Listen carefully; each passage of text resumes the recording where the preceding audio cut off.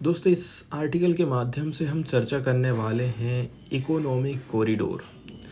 Economic corridor जिसकी कल्पना अभी हाल फिलहाल में करी गई थी ताकि चाइना की तरफ से जो बेल्ट एंड रोड इनिशिएटिव चलाया जा रहा है उसको काउंटर किया जा सके।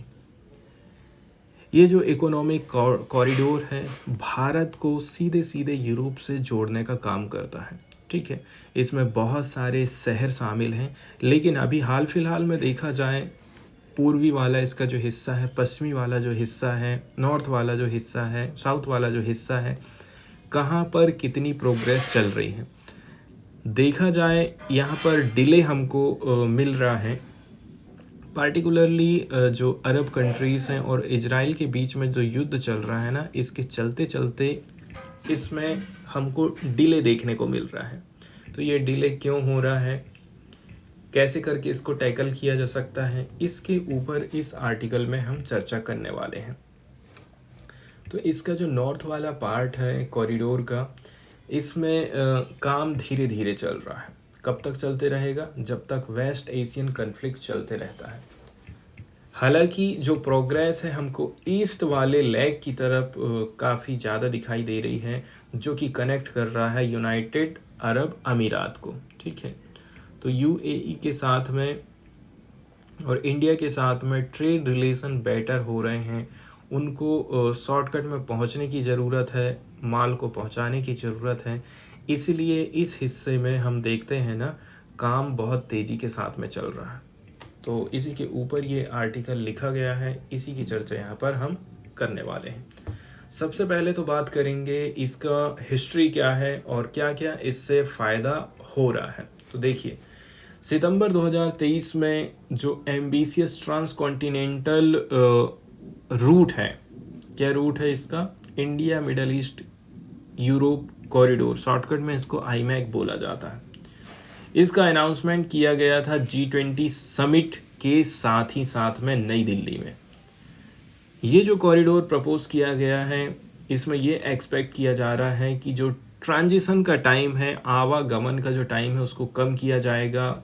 ठीक है, इसके ईस्टर्न एंड वेस्टर्न नोड्स के माध्यम से कितना 40% इसको हम कम कर देंगे। साथ ही साथ जो डिले है वो 40% कम हो जाएगा। कॉस्ट जो हमें लग रहा है वो 30% कम हो जाएगा यदि हम कंपेयर करते हैं स्वेज कैनाल के माध्यम से हम घूम फिर करके जो जाते हैं, माल को लेकर के जाते हैं।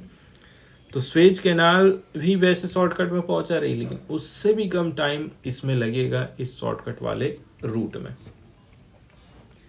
तो प्रोजेक्ट में देरी क्यों हो रही है, इसी को लेकर के यहाँ पर ज़्यादातर चर्चा करी जाती है इस आर्टिकल में। ठीक है, जैसे कि पहला रीज़न क्या हो सकता है, यदि हम अभी तक जो टाइम बीता उसके हिसाब से देखें, बहुत सारे चैलेंजेस उत्पन्न हुए हैं जो कि डिले कर रहे हैं इसकी प्रोग्रेस में, इस प्रोजेक्ट के ऊपर। सेकेंड नंबर की बात, अरब और इजराइल के बीच में संबंध खराब हो रहे हैं। ठीक है, अरब कंट्रीज़ हैं और इजराइल के बीच में रिलेशनशिप अभी बहुत ज़्यादा ख़राब चल रहे हैं। सेकेंड वाला रीज़न ये माना जाता है।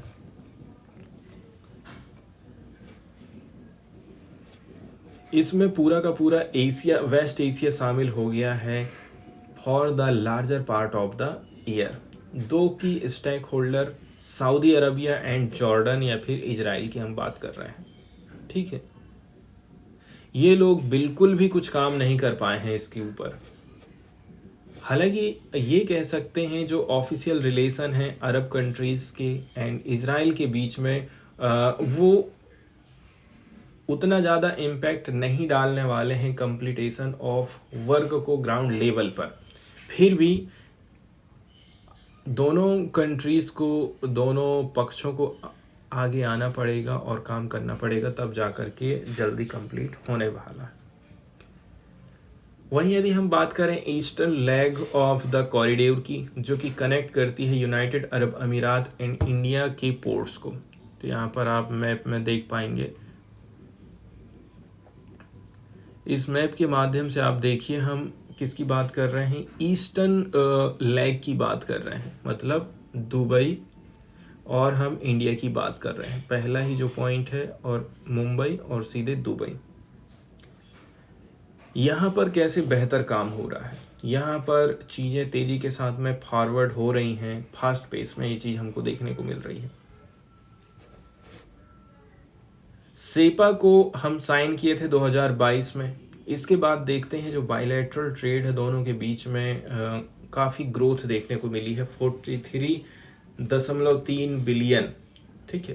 2021 में इतने डॉलर का कहना चाहिए ट्रेड हुआ था, जो कि बढ़कर के अभी हाल फिलहाल में कितना हो गया है, $23 हो चुका है, ठीक। 43 से सीधे सीधे 83.64, 43 से सीधे सीधे 83 बिलियन हो गया है। 93% हम देख सकते हैं कि इसमें वृद्धि हुई है। इसके अलावा भारत और यूनाइटेड अरब अमीरात के बीच में हमको जो ट्रेड हो रहा है उसमें डाइवर्सिफिकेशन देखने को मिला है। डाइवर्सिफिकेशन देखने को मिला है, इसका मतलब ये है अलग अलग चीज़ों में हम ट्रेड कर रहे हैं। इसका मतलब ये है नॉन ऑयल ट्रेड हमारा बढ़ते जा रहा है। नॉन ऑयल ट्रेड की बात करें इंडिया और यूनाइटेड अरब अमीरात की, तो इसमें वृद्धि देखने को मिली है 28 बिलियन डॉलर से 57 बिलियन डॉलर की। 28 बिलियन था 2020-21 में, जो कि बढ़कर के 57 बिलियन डॉलर हो गया 2023-24 में। And most of these commodities will be transported further west and north through IMEC. इनमें से ज़्यादातर चीज़ें इसी रास्ते से होकर के जाने वाली हैं। इसका मतलब ये है इंडिया की एक्सपोर्ट शेयर इम्प्रूव होगा लार्जर रीजन में। इसके बाद standardisation and facilitation of trade process की यदि हम बात करें, दोनों कंट्री काम कर रहे हैं कि हम स्टैंडर्ड कुछ तैयार करें एंड ट्रेड प्रोसेस को काफ़ी आसान बनाएं। 5वें नंबर की बात यह है इंडिया एंड यूएई ने लॉन्च किया है वर्चुअल ट्रेड कॉरिडोर को, ठीक है। एंड ये जो है आईमैक का एक आंतरिक पार्ट होने वाला है। इसका उद्देश्य है कैसे करके हम रिडक्शन कर सकते हैं एडमिनिस्ट्रेटिव प्रोसेस को, टाइम को, रिडक्शन ऑफ लॉजिस्टिक को, ट्रांसपोर्टेशन कॉस्ट को, ईज ऑफ डूइंग ट्रेड को कैसे करके हम बेहतर बना सकते हैं। तो कुल मिलाकर के देखा जाए ना, तो जो पूर्वी भाग और पश्चिमी भाग में हमको प्रोग्रेस देखने को मिल रहा है, ठीक है। ये पूर्वी भाग और इसके पश्चिमी भाग की यहाँ पर हम चर्चा करने वाले हैं।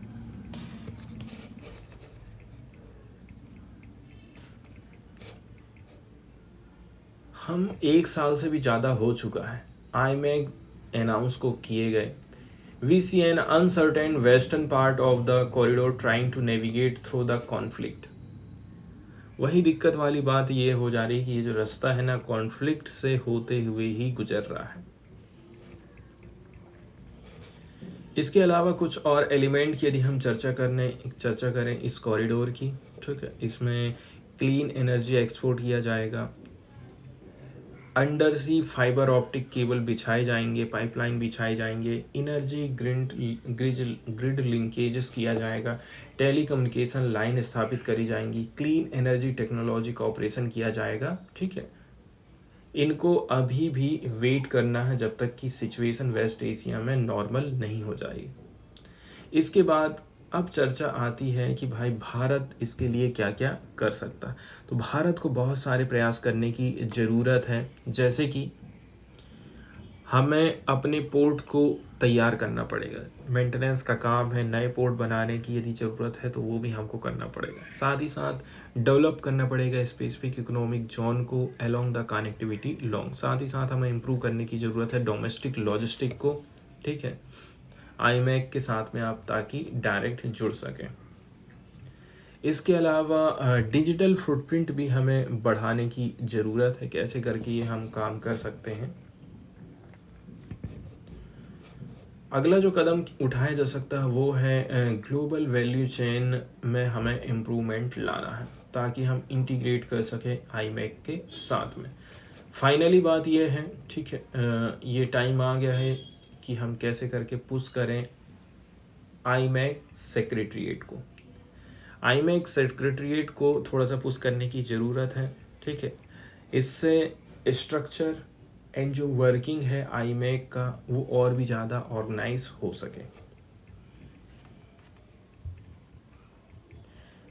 वहीं यदि हम बात कर लें, देखिए स्टार्टर के तौर पर जो सेक्रेटरीट रहेगा ये काम करेगा फ्रेमवर्क को डेवलप करने के लिए, ताकि हम स्ट्रीमलाइन कर सकें क्रॉस बॉर्डर ट्रेड प्रोसेस को, ठीक है, एंड एविडेंस बेस्ड रिसर्च बेहतर हो सके, ठीक है। जो पार्टिसिपेट कर रहे हैं कंट्रीज, ट्रेड से रिलेटेड कुछ रिसर्च है, पॉइंट निकालना, वो सारी चीज़ें संभव हो सके।